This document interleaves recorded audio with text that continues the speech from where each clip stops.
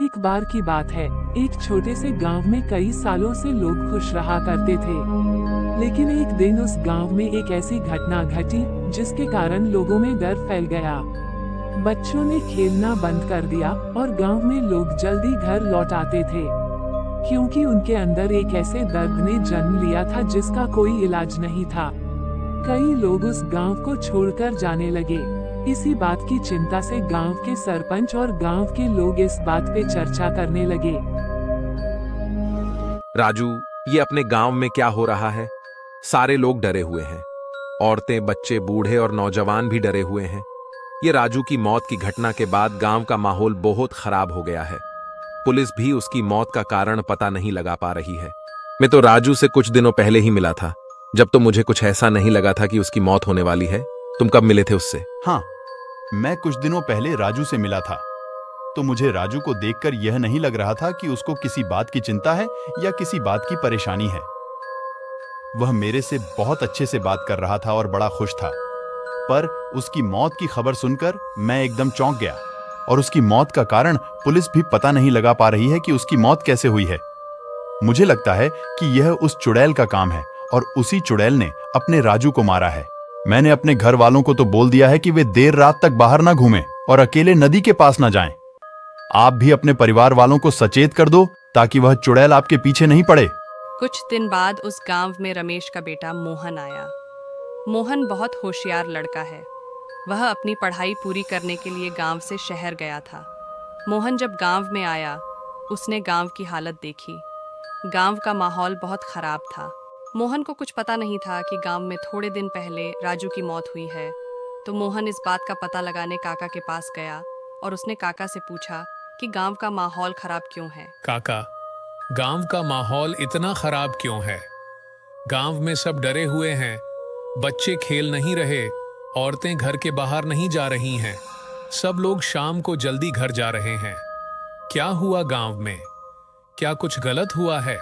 हाँ बेटा, कुछ दिन पहले राजू की मौत हो गई है। अब मौत किस कारण से हुई है उसका पता पुलिस भी नहीं लगा पा रही है। गांव में सभी को यह लगता है कि डरावनी चुड़ैल ने राजू को मार दिया, पर इस बात का भी पता नहीं लगा है कि राजू की मौत किस वजह से हुई है। डरावनी चुड़ैल, भूत चुड़ैल, मैं इन सब में नहीं मानता हूं। और राजू काका की मौत हो गई, ऐसे कैसे मौत हो गई? पुलिस अपना काम सही से नहीं कर रही है क्या? पर राजू काका की मौत, काका मुझे अच्छे से बताइए कि क्या हुआ था।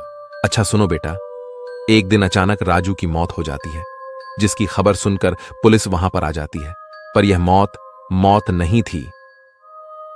राजू की किसी ने हत्या की थी। अब राजू की हत्या किसने की थी, इसका पता लगाना बड़ा मुश्किल हो गया है, क्योंकि पुलिस ने जब राजू की लाश को फॉरेंसिक लैब भेजा तो फॉरेंसिक रिपोर्ट की मदद से भी यह पता नहीं चल रहा है कि किस हथियार से राजू की मौत की गई है। यह पता लगाना नामुमकिन हो चुका है कि किस हथियार से राजू की हत्या की गई है। यह बात तो पक्की है कि राजू को किसी नुकीली हथियार से मारा है, पर किसी नुकीले हथियार से मारा है तो वो किस मटेरियल का बना था और वो कौन सा हथियार था, ये तो फॉरेंसिक रिपोर्ट में नहीं पता चल रहा है। इसकी वजह से गांव में सब लोग डरे हुए हैं।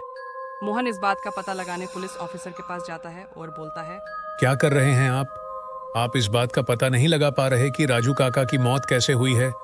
क्या आप सही से काम नहीं कर रहे, या क्या समस्या आ रही आपको इस केस में? तुम हो कौन और हमें मत सिखाओ कि कैसे काम करते हैं। पुलिस को अपने काम सही से करना आता है। और रही बात राजू की मौत के कारण की, यह पता इसलिए नहीं चल पा रहा क्योंकि राजू की जिस हथियार से मौत की गई है उसका पता इसलिए नहीं लग पा रहा है क्योंकि फोरेंसिक रिपोर्ट में उस हथियार का कुछ भी पता नहीं चला है। इसलिए हमने लाश को शहर में भेजा है ताकि उसका पता चल सके। लेकिन बेटे, इन कामों में समय लगता है। फिर मोहन पुलिस ऑफिसर से इन्वेस्टिगेशन की कुछ फोटोज मांगता है जहां पर राजू की मौत हुई थी, और फोटो को कुछ देर देखने के बाद मोहन समझ जाता है कि राजू काका की मौत कैसे हुई थी। ठीक है सर, मैं समझ गया। राजू काका की मौत किस हथियार से हुई थी? पुलिस ऑफिसर मोहन की इन बातों को सुनकर चौंक गया और बोला, सुनो बच्चे, ये तुम्हारा काम नहीं है और तुम भी यही कहोगे कि राजू की मौत डरावनी चुड़ैल ने की है, पर कानूनी रूप में भूत, पिशाच, काली शक्ति, इनको माना नहीं जा सकता। इसलिए अच्छा होगा तुम अपने घर जाओ और हमें हमारा काम हमारे तरीके से करने दो। सर आप मेरी बात सुने पहले। आप इस तस्वीर को ध्यान से देखिए। इस तस्वीर में राजू काका की लाश के पास पानी पड़ा हुआ है और पानी के कुछ हिस्से में खून मिला हुआ है। अब आपको कुछ समझ आया? नहीं, मुझे तो कुछ समझ नहीं आया। क्या बोल रहे हो तुम?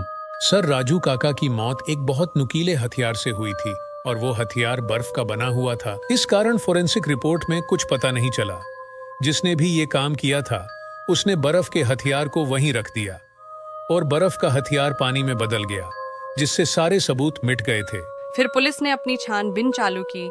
जब पुलिस ने आसपास के लोगों से पूछा तो एक आदमी ने पुलिस को बताया कि राजू के घर के पास में उसने एक आदमी को देखा था जिसका नाम दीपक है। उस आदमी ने राजू के घर के पास दीपक को जाते हुए देखा था। पुलिस ने जल्द से जल्द दीपक को गिरफ्तार कर लिया और दीपक ने भी अपने जुर्म को कबूल कर लिया और उसने राजू को मारने का कारण यह बताया। राजू के पिता और मेरे पिता हमेशा से एक अच्छे दोस्त थे। उन्होंने साथ में एक बिजनेस चालू किया था, पर राजू के पिता ने मेरे पिता को बिजनेस में धोखा दिया, जिस कारण मेरे पिता बर्बाद हो गए थे और धंधे में इतना बड़ा नुकसान होने के कारण मेरे पिता की सदमे के कारण मौत हो गई थी। मुझे राजू से इस बात का बदला लेना था, इस कारण मैंने राजू की हत्या कर दी।